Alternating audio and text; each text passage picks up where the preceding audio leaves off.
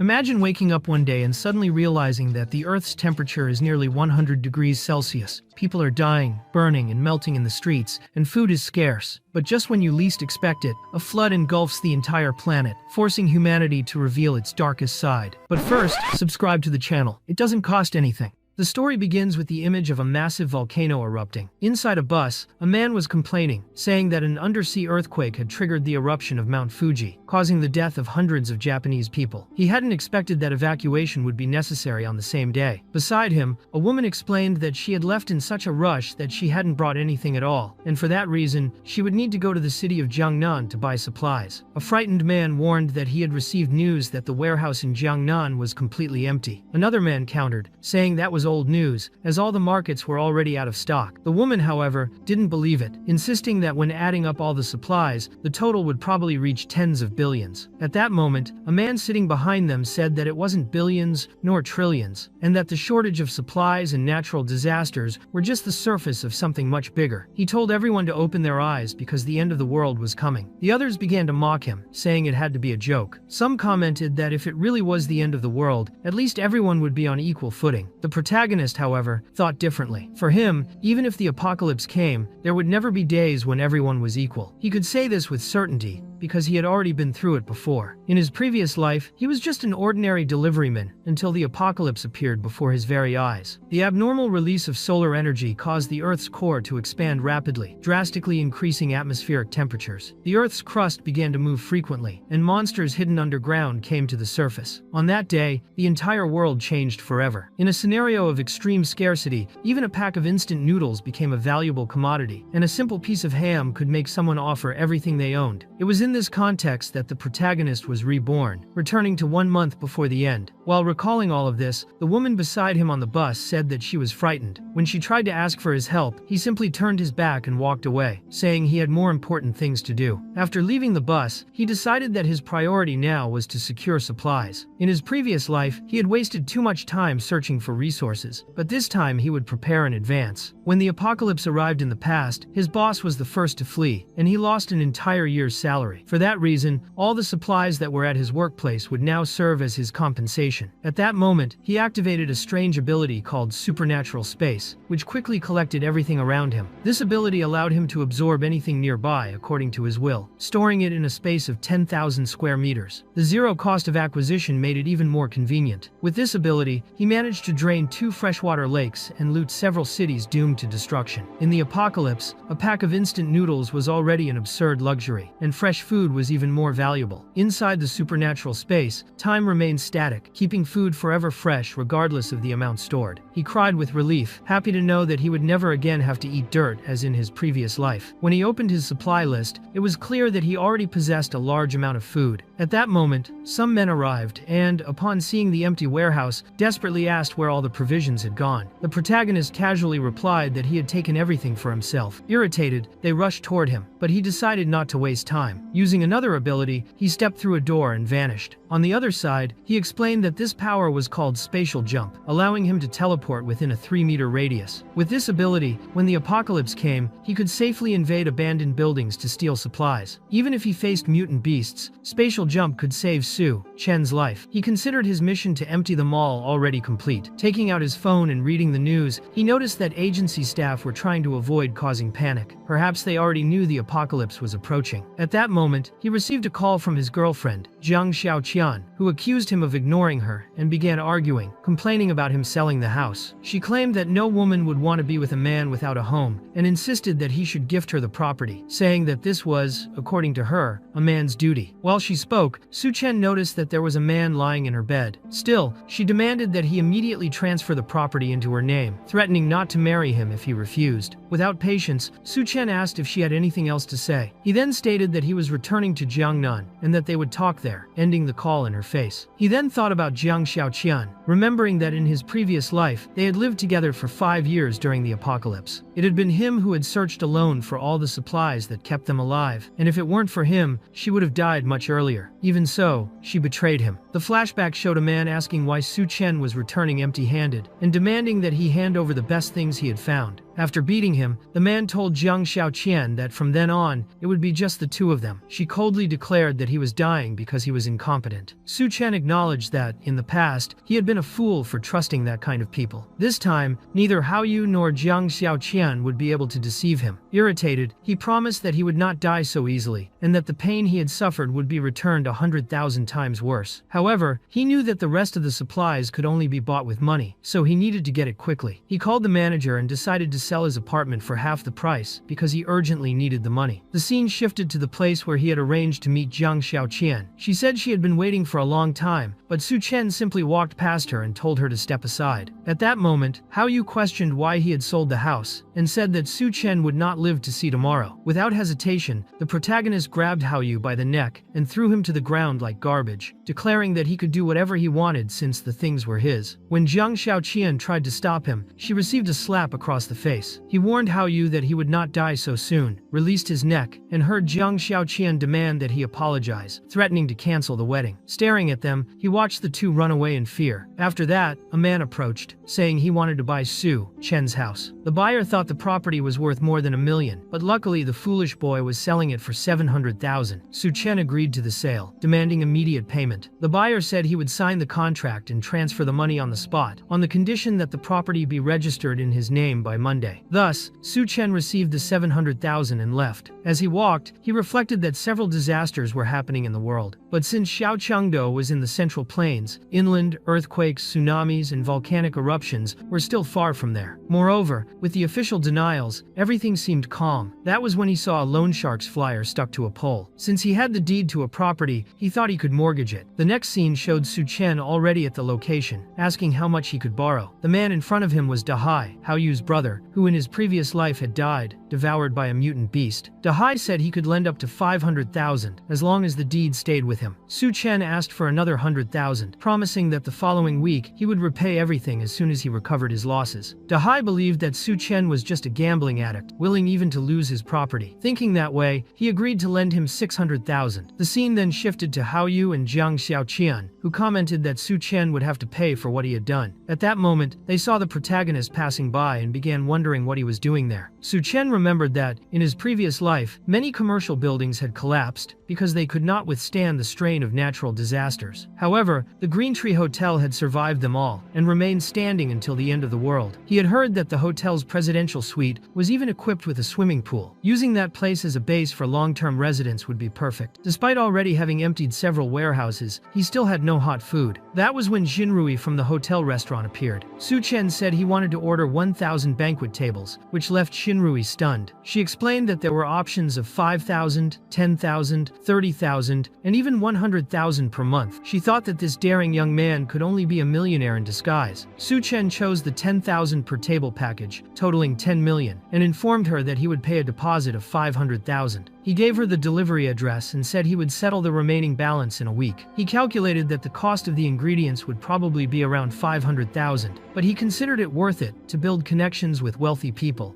as the secret to business was knowing how to act with experience. Shinrui asked how she could address him, and he replied, Su Chen. Then she asked if he was getting married, and he confirmed, saying the order was for his wedding, taking the opportunity to also request a reservation for a presidential suite. As he left, he thought with satisfaction that he had secured 10 million worth of dishes in one go, and that 500,000 was nothing, since in the apocalypse even an ice cube would be worth hundreds of millions. Meanwhile, Shinrui felt charmed, believing that the woman who married him would be very happy. At that moment, Jiang Xiaoqian appeared and asked what Su Chen was doing there. Shinrui asked who she was, and Jiang Xiaoqian replied that she was his girlfriend. Surprised, Shinrui told her that her boyfriend had just ordered a banquet of 1,000 tables and paid a deposit of 500,000, saying she was very lucky. But inwardly, she thought Jiang Xiaoqian was nothing more than a 7 out of 10, and that her presence could not compare to her own elegance. She could not understand why wealthy men liked that kind of woman so much. Even so, Jiang Xiaoqian and Hao Yu did not believe Su Chen was truly a millionaire until Shinrui showed them the payment receipt. Outside, Hao Yu commented that he had reserved 1,000 tables tables and wanted to know who he planned to invite. Zhang Xiaoqian replied that he was probably going to introduce her to his wealthy friends, and she began to imagine a perfect opportunity to get closer to that circle, feeling like a future queen. Meanwhile, Su Chen was deep in thought. He had sold his house for 700,000, received another 600,000 from the loan, but had spent 500,000 on the food order. During the zero-cost waves of the previous apocalypse, he had lost many essential items, and even paying only the deposit, he knew that the remaining 800,000 was not much. With a sinister smile, Su Chen remarked that it would be a shame if he started making online deposits right then. Soon after, he downloaded more than 80 apps at once and requested loan amounts ranging from 30 to 30,000 yuan. After some time, he managed to secure a total of 960,000 yuan in online loans. Without wasting time, he got up as he needed to buy some essential items. Among them were fireplaces, ice machines, ice cubes, and anthracite coal, since that type of coal could not be found in supermarkets. He knew he could buy it online and have it delivered quickly, thus ensuring survival both in extreme heat and in severe cold. He called to purchase coal, and the saleswoman informed him that the price was 2,500 per ton. Su Chen said he would make an initial deposit of 500,000 and pay the rest upon receiving the goods. He repeated the same procedure to buy ice cubes and other necessary products. Switching scenes, Su Chen met Xiao Qian, who was accompanied by her best friend, Li Na. Li Na commented that Xiao Qian had been thinking about him over the past few days. Su Chen knew that Li Na always spoke badly of him behind his back, and had even encouraged Xiao Qian to take over his house. She said that Xiao Qian was just testing him and wanted to know why he was being so indifferent. Then Xiao Qian apologized for what had happened the day before and invited him for a walk. He refused, saying he was busy, and suggested she go alone. Seeing him get into a taxi, Li Na hailed another and instructed the driver to follow his vehicle. Meanwhile, Su Chen arrived at the ice factory, where the seller boasted about the efficiency of the service and said the total would be 800,000. He agreed, transferred a deposit of 100,000, and asked for the delivery to be made in 3 days to an address he would provide. After receiving the payment, the seller asked if he was hosting a large event, suggesting future deals with attractive prices. Su Chen simply commented that the purchase was for charity, which impressed the man. Shortly after, Li Na and Xiao Qian arrived to speak with the seller. They introduced themselves as acquaintances of Su Chen, and the man,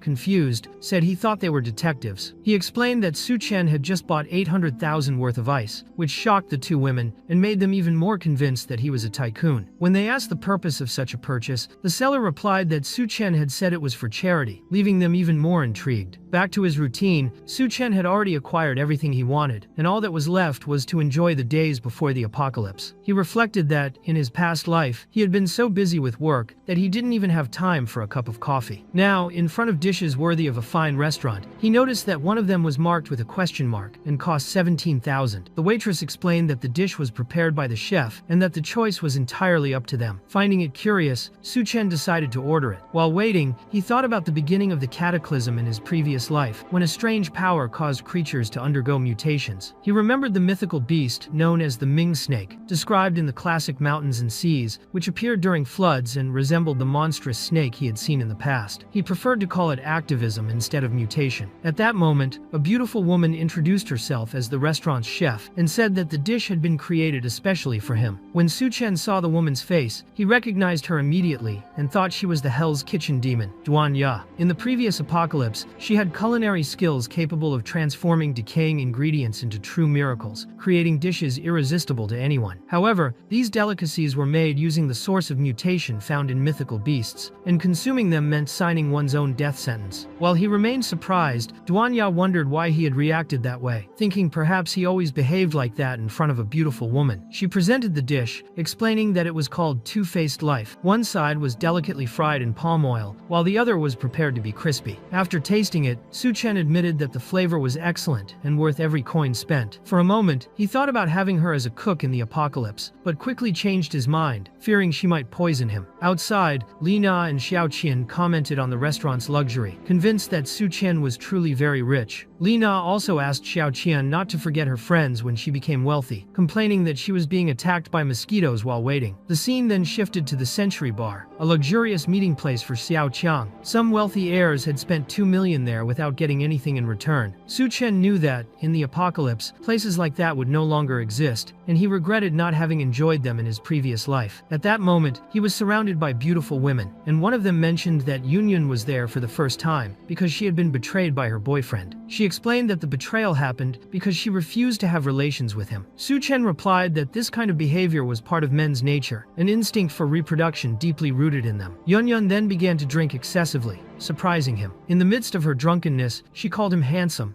and asked if he was single. When she began getting too close, Xiao Qian and her friend arrived, accusing the situation of being a trap. Without wasting any time, Su Chen grabbed Yun by the arm and took her upstairs. In the room, she confessed it was her first time. He only gave her a light touch and asked if she was drunk or sober, advising her not to go out in the next few days and to stock the house with food. To him, foolish and love-struck people did not belong in that place. He then left the room and closed the door. Meanwhile, Xiao Qian and Li Na searched the place, opening doors in an attempt to find him. Changing scenes again, everything Su Chen had ordered arrived at the same time. Xiao Qian and Li Na watched from a distance, trying to figure out what he was planning, as there was a huge banquet being prepared, and even a red carpet laid out. Xiao Qian wondered if perhaps guests would suddenly appear so that Su Chen could make some kind of proposal to her. Convinced of this possibility, she even considered playing hard to get to increase her value in his eyes. When she finally went to speak to Su Chen, he asked her to help move some things. She didn't like the idea, as her goal was to be a trophy wife, not do heavy work. However, Li Na warned her that this could just be a rich man's test. Determined not to miss her chance, Xiao Qian agreed, even though she nearly collapsed carrying a box. To her, every effort was a step closer to marrying him. Even Li Na offered to help. Su Chen, for his part, believed that free labor should never be wasted, especially since there were 1,000 tables of food and 2 tons of ice to organize. Even with hotel staff available, it would take a long time to finish. After hours of work, everything was finally done. Xiao Qian was completely exhausted, complaining that she had gone the entire day without eating. Still, she was already dreaming that, once she became Su Chen's wife, she would take all his money. Li Na was also so tired she could barely stand. Xiao Qian believed the test was over, and that at any moment the wealthy guests would arrive. Li Na, however, found it strange that the food was already getting cold, and thought the behavior of these people was unusual. Su Chen thanked the delivery drivers for their great work, and handed each of them a red envelope with at least 10,000 yuan inside, which made them very happy. Then Xiao Qian asked if he wanted to tell her something, but he simply thanked her for the help, told her there was no payment for her, and said she could leave. Surprised, she told him not to joke, saying she knew this was a surprise party for their wedding, and that the guests could come out now. Confused, Su Chen asked where she had gotten that idea from, explaining that he had sold his house, was full of debt, and wondering if she would still want to be with him. For Li Na, it was impossible to believe he was in debt after seeing everything he had bought. Su Chen explained that this was only possible because a big boss wanted to do some charity, helping those in need a little. Furious, Xiao Qian accused him of deceiving her, but he replied that he had never promised her anything. Collapsing to the floor in indignation, she declared that if he was not a wealthy heir, he should forget about marrying her. Su Chen retorted that he wouldn't care for a gold digger like her anyway. The two women, irritated,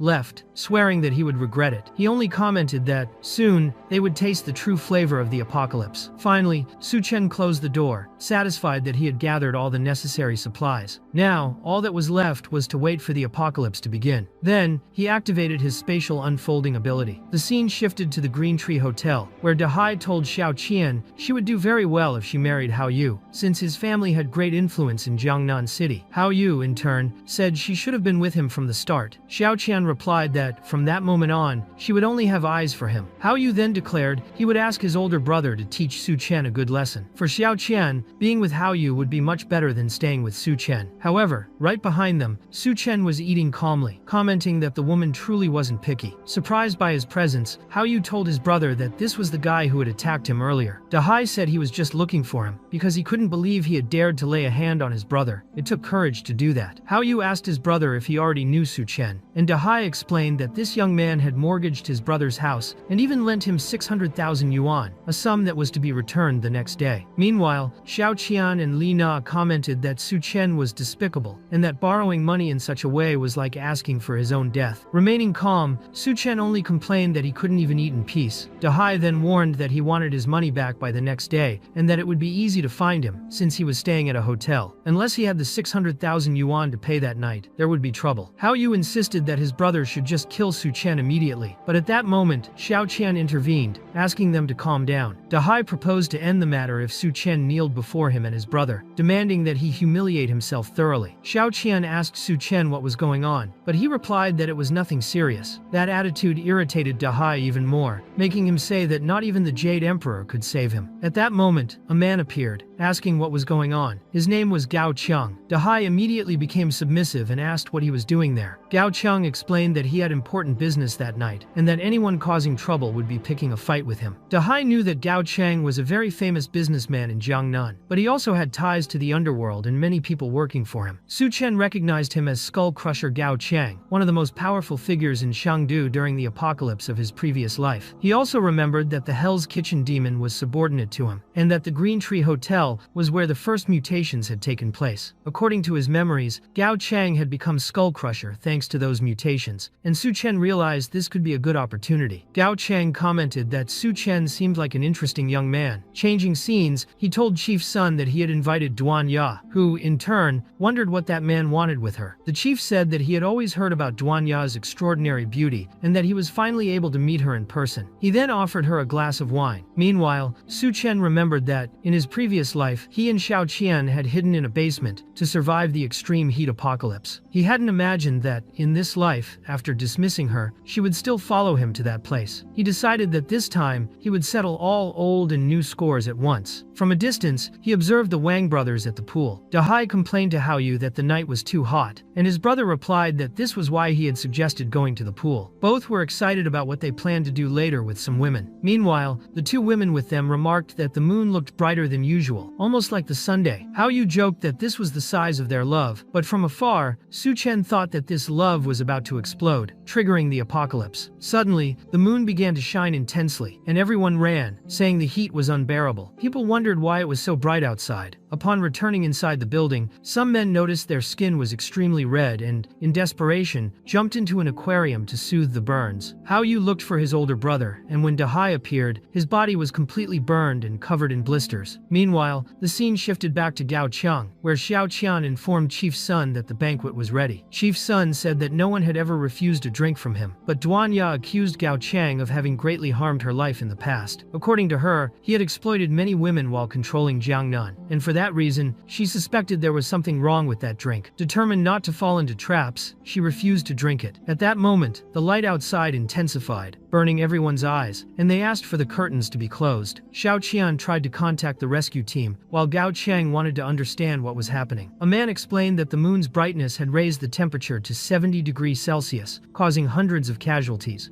according to the news. Meanwhile, Chief Sun called Minister Gao, saying the problem was related to the little son, and asking for immediate help. Gao Cheng asked what it was about, but Chief Sun explained that the higher-ups assured there was no risk to the power supply, and that there was no manpower available to send there. The situation therefore was serious. Dahai, severely burned, knew he couldn't go to the hospital because of the extreme heat, but said he would ask Xiao to come and get them. Xiao Dao was in the underground parking lot, but when he drove out, he found the heat outside unbearable. The temperature was so high that the vehicle's tires began to melt. He tried to run to escape, but the sun burned so intensely that the soles of his sneakers also melted. When he fell to the ground, he saw several burned bodies scattered across the asphalt. His face touched the scorching surface and began to melt, and a scream of agony echoed over the phone, horrifying those who heard it. Meanwhile, the protagonist Su Chen remained calm in his room. To prevent anyone from entering, he wouldn't hesitate to point a gun at the head of anyone who tried to force their way in. It was known that, due to the intense heat radiation from the moon, the Earth's average temperature had reached 75 degrees Celsius, while the ground reached up to 100 degrees Celsius. This phenomenon had caused hundreds of deaths around the world, as well as explosions in several power plants. At the hotel, Dahai remarked that it seemed Shada had left. Another man replied that all the rooms were full, and they would have to squeeze into whatever space they had. Xiao Qian and Li Na protested, saying they didn't want to share a room with men. Dahai questioned why there was no power in the place, and it was explained that the air conditioning had stopped, causing causing the temperature to quickly rise above 40 degrees Celsius, meaning that sooner or later, everyone would die from the heat. He then began to think of a solution. Shakan recalled that Su Chen's suite had a pool and suggested they occupy it. Meanwhile, Su Chen reflected on his previous life, when the power supply in Jiangnan City had suffered dangerous failures. Even with additional manpower, the electrical grid eventually exploded, leaving everyone without electricity. That's why, in this life, he had chosen a room with a pool, installed a portable air conditioner and power stations with giant batteries, and kept huge blocks of ice, ensuring a cool environment. Feeling hungry, he activated his ability and conjured a banquet for himself. While eating, he thought about when the opportunity involving Gao Cheng would arise. At that moment, someone knocked on the door. When he opened it, he found Xiao Qian's group, who were astonished by how cool the place was. There was not only fresh air, but also electricity, ice, and an abundance of food. Indignation took over everyone, as they suffered in the heat while he lived in comfort. They tried to break into the room, and Dahai said that Su Chen owed him money, demanding to be let in. However, Su Chen shot at Dahai, warning that if they advanced, they would all die. The gesture frightened the group, who thought he was insane. Realizing there was no other choice, Dahai surrendered, but still took a bullet in the leg. Su Chen then warned that he would count to 3 and wanted everyone gone immediately. Elsewhere, some men were talking to Xiao Qian about the lack of food in the hotel. He explained that someone had ordered a banquet for 1,000 tables 2 days earlier, depleting the stock. Chief Sun ordered that all remaining food and water be delivered to him. The confusion in the hotel grew when everyone realized the food was running out quickly. At that moment, Dahai appeared, injured and full of bullet marks. Some men asked what had happened, and Xiao Qian explained that Su Chen's room had electricity, air conditioning, and even a swimming pool. The revelation left everyone outraged, prompting a crowd to head for his door. When they arrived, they asked if they could come in. A boy, upon seeing fried chicken inside the room, rushed in like a starving predator. Irritated, Su Chen kicked him so hard that the boy would never forget it. He warned the mother to control her son, or he would take matters into his own hands. The act outraged the crowd, who accused him of being a murderer for assaulting a child. Tension grew, and when they tried to attack him, Su Chen shot one of the attackers in the head, declaring that even alone, he would not let them take the only life he had. Hao Yu was devastated by his brother's death and blamed Su Chen for leaving him outside. Meanwhile, Xiao Qiang and Li Na tried to seduce Su Chen, promising to do anything he wanted. Li Na even hinted she could join him that night. To their surprise, Su Chen replied that this was an act of deep love and invited them in. Before they could react, Hu pushed the two aside and lunged to kill him. Su Chen countered by striking Hao Yu's face with a piece of wood and throwing him away. He then said that anyone who wanted could come into the room, which made the two women change their minds and caused everyone to run away from there. The scene shifted to the moment the rescue team arrived at the hotel. They told everyone to quickly put on heat-resistant suits and leave. Some residents asked if this was really the rescue and why they were there. One of the men explained that the authorities planned to begin the evacuation operation at midnight, when the temperature would be lower, and that they could head to the Silicon Valley Plaza that night. The news excited everyone. However, Sun Debiao demanded that he be given a heat-resistant suit immediately. The soldiers restrained him, saying that Zhengguo was a geology expert and would play an important role in managing the disaster. Sun asked Gao why he still hadn't gotten a suit for himself. At that moment, Xiao Qian told the soldiers that there was an armed maniac upstairs, responsible for killing several people. Soldier Xiao Defeng said he would stay behind to deal with it, but his companion warned him not to act impulsively. Even so, he went towards Su Chen's room. Xiao Qian thought that if Su Chen died, she could take over his room. As Xiao Feng approached, he realized he was being watched by cameras. Within seconds, Su Chen threw a tear gas grenade at him, knocked him out, stole his gun, and dragged him into the room. When he regained consciousness, Xiao Feng was impressed with everything in the place and asked how Su Chen had gotten a flash grenade. Su Chen explained that he had acquired the weapons during a trip to the Middle East and that the authorities would arrive the next morning for the rescue. Curious, Xiao Feng asked how he knew that. Su Chen thought that the situation was almost identical to his previous life and explained that, although the temperature would drop considerably in the early morning, exposure to moonlight for more than 10 minutes would still cause fainting, leading many people to die on the way to the rescue. Even so, Xiao Feng said there was no other option and that all they could do was wait for the residents to head to the rescue points the next day. Su Chen added that, in fact, thick blankets and padded clothing could protect against the cold, increasing the survival rate, as long as people did not fall to the ground. At that moment, he was already pointing the gun at Xiao Feng's head, but Xiao Feng asked him to wait a moment because he wanted to talk about the blankets before dying. So, Su Chen decided to release him, untying the ropes, and said that he respected what Xiao Feng was trying to do. For that reason, this time, he would not kill him. Xiao Feng asked if he wasn't afraid that he would call for reinforcements, but Su Chen told him to look up. It was then that Xiao Feng saw a sentinel tower equipped with facial recognition cameras and asked where that equipment had come from. Su Chen simply replied that he had already said he had been to the Middle East. Meanwhile, in another scene, soldiers commented that Xiao Feng had talked about the blankets but revealed nothing about what had happened upstairs. At that moment, Sun slapped Gao Qiang in the face, calling him useless for having done nothing for him. One of Gao's henchmen asked how much longer they would have to put up with him, and Gao replied that when the authorities began the rescue and order was restored, they would still need his connections. Then, emerging from the shadows, Su Chen appeared, saying that the chaotic era had already begun, and that Chief Guo Chang still dreamed of restoring order. A henchman wanted to kill him, but Gao told him to wait for the right moment and asked why Su Chen had come down the stairs. Su Chen replied that he was there to propose a deal and threw several ice cubes on the table as a bribe. The henchman commented that if they killed him, they would surely find valuable things in his room. However, Su Chen pointed the gun at his head, which made them start eating the ice cubes, saying they were very refreshing. They decided to accept Su Chen's demands for now, planning to kill him later to take his room. At that moment, De Biao appeared and kicked over the bucket of ice, warning that if there was something good in the future and he didn't get his share, everyone would be dead. This made Gao Chang extremely irritated. De Biao then looked at Duan Ya